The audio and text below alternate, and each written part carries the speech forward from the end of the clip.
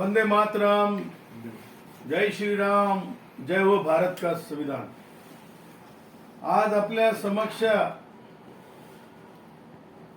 आणि एकूण ज्या प्रकारे महाराष्ट्रामध्ये राजकारण केलं जाऊ पाहत आहे त्या संबंधानं मुख्यत्वे आज बोलण्याचा उद्देश आहे। विद्यार्थी चळवळीमध्ये प्रदीर्घ काळ काम केलेला एक छोटासा कार्यकर्ता म्हणा किंवा संशोधक राहिलेला विद्यार्थी म्हणा किंवा आता कायद्याचा विद्यार्थी म्हणा म्हणून आपल्या समक्ष बोलत आहे। बोलताना मला खास करून एक बाब लक्षात आणून द्यायची आहे, ती म्हणजे ज्या प्रकारे वैद्यकीय परीक्षेच्या आधारावर आणि त्या विद्यार्थ्यांच्या भावनांच्या आधारावर इमोशनल ब्लॅकमेलिंग करून जे राजकीय ज्या प्रकारची पोळी भाजण्याचा प्रयत्न म्हणजे देशात आणि राज्यात सुद्धा चालू झाला आहे आणि म्हणून विद्यार्थ्यांच्या भावनांना इमोशनल ब्लॅकमेलिंगचा आधार घेत जे आंदोलन दिल्लीमध्ये चालू आहे त्या आंदोलनाला लोकशाहीमध्ये प्रत्येकाला आंदोलन करण्याचा अधिकार आहे, इथपर्यंत ठीक आहे। परंतु आंदोलन करणारे भारताच्या संविधानाला मानतात की नाही असा माझा प्रमुख प्रश्न आहे। जर आंदोलन करणारे भारताच्या संविधानाला मानत असतील तर माननीय उच्च न्यायालयाने मुंबईच्या देखील जरंगेची प्रकृती जेव्हा खराब होत होती त्यावेळेस जे निर्देश दिले होते आणि दिल्ली उच्च न्यायालयामध्ये सुद्धा सोनम वांगचुक यांच्या बाबतीमध्ये जे याचिका दाखल झालेली आहे संविधानिक भूमिकेच्या आधारे म्हणजे राईट टू लाईफच्या आधारे, मग सोनम वांगचुकांना हे सांगायचंय का की ते संविधानापेक्षा मोठे आहेत, देशामध्ये आक्रमकता आणून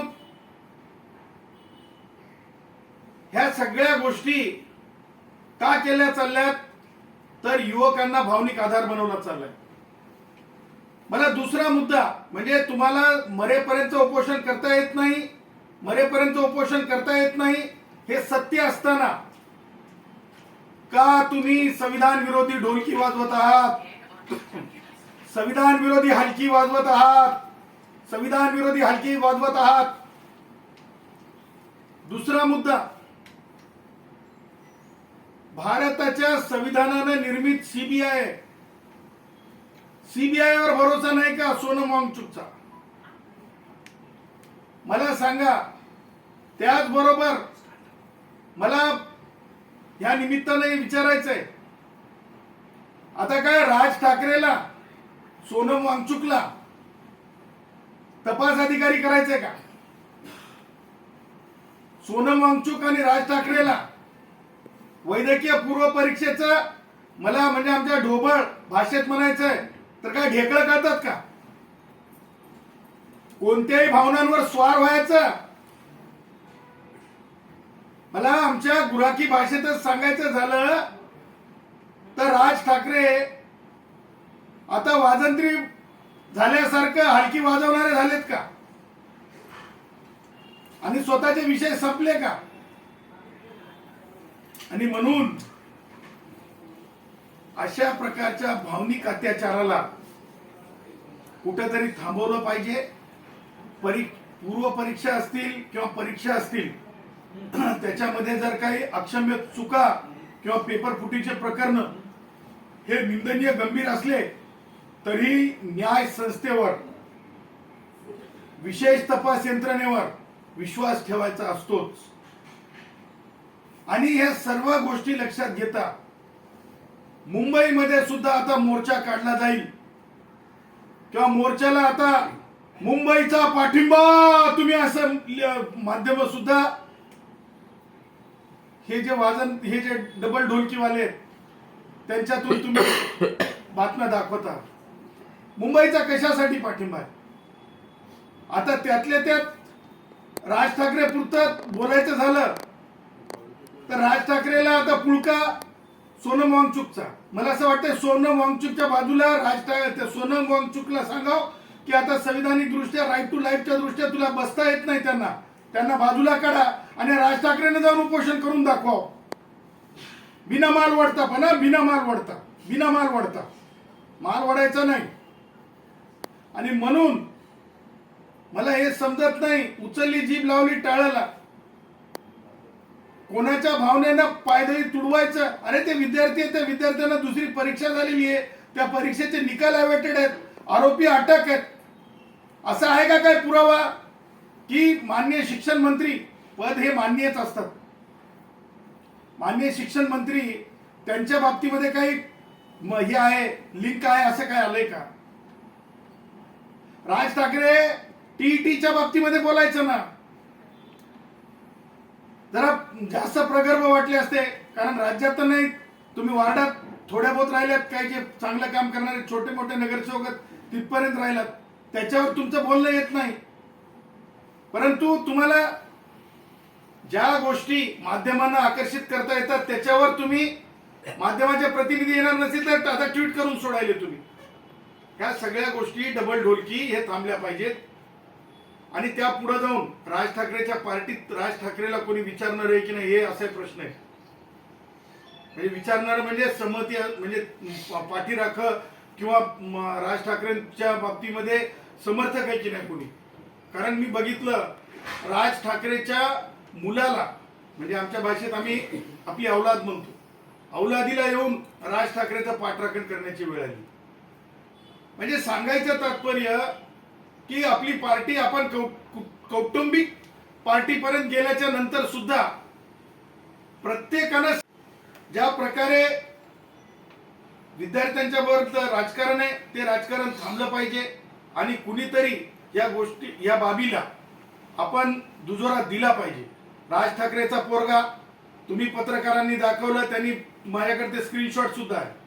म्हणे सोनम वांगचुकला पाठिंबा आहे, पण म्हणे तो कोण पोरगा, तो काय पार्टी नवीन काढली त्या मुलानं, त्याला मात्र नाही. म्हणजे काय हे सुद्धा महाराष्ट्र अभ्यास करत असते.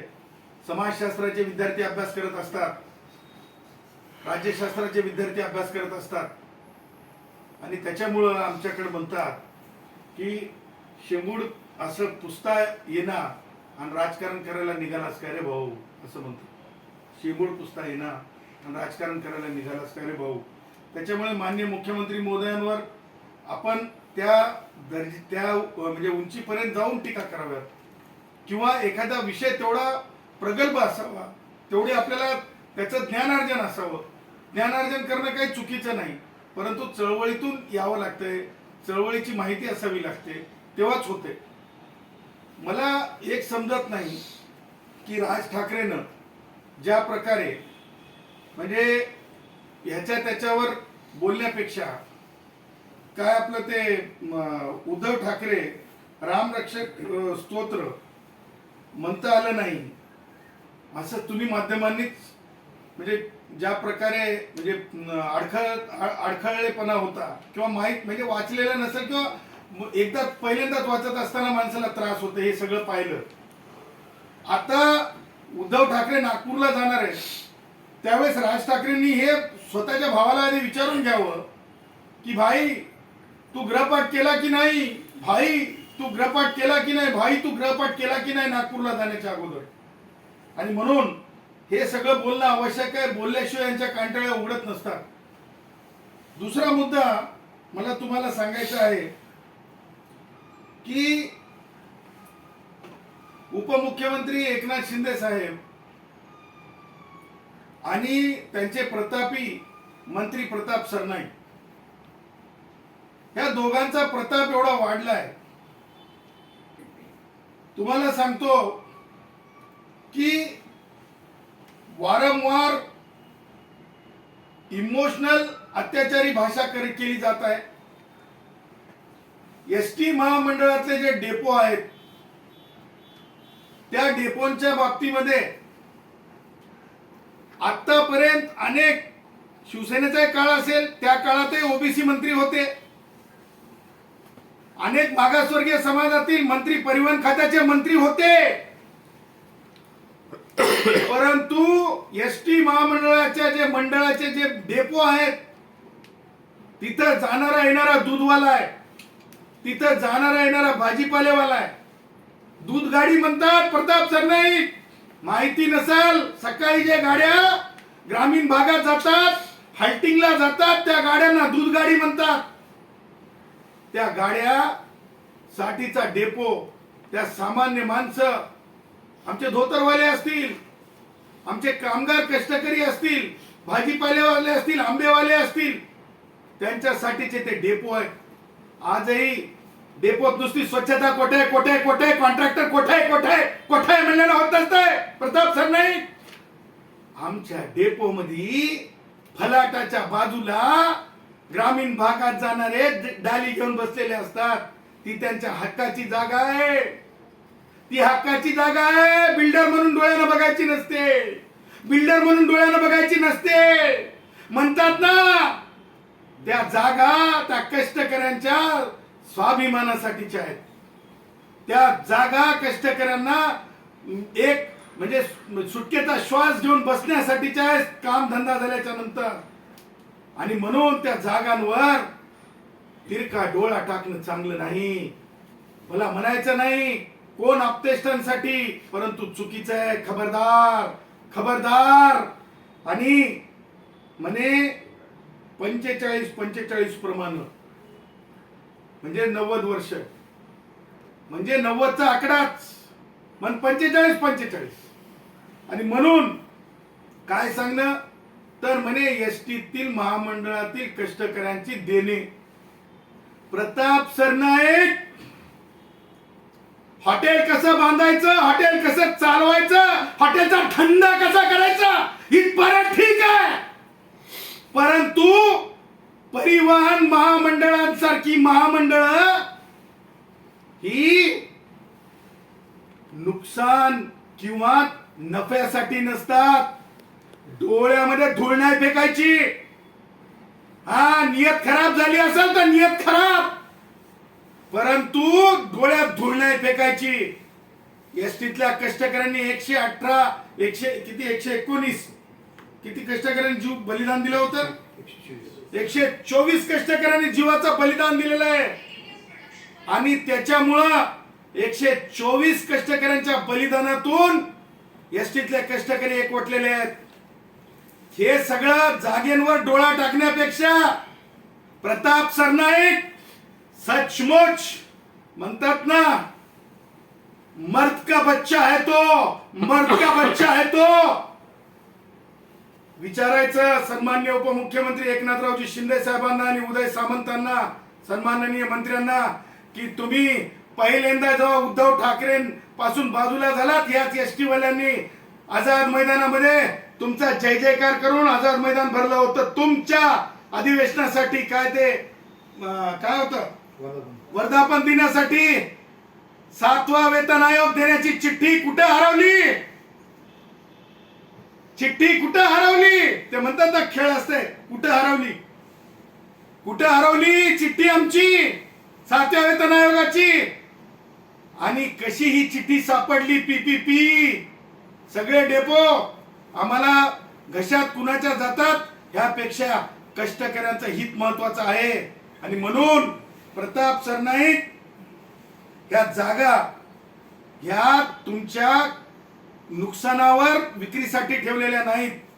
कारण वेलफेअर स्टेट ही भारतीय संविधानामध्ये लिखित कायदा आहे. भारतरत्न डॉक्टर बाबासाहेब आंबेडकरांनी का लिखित कायदा केलेला आहे. दत्तोपंत, माननीय कामगारांचे कष्टकऱ्यांचे नेते दत्तोपंतजी ठेंगडी, दत्तोपंतजी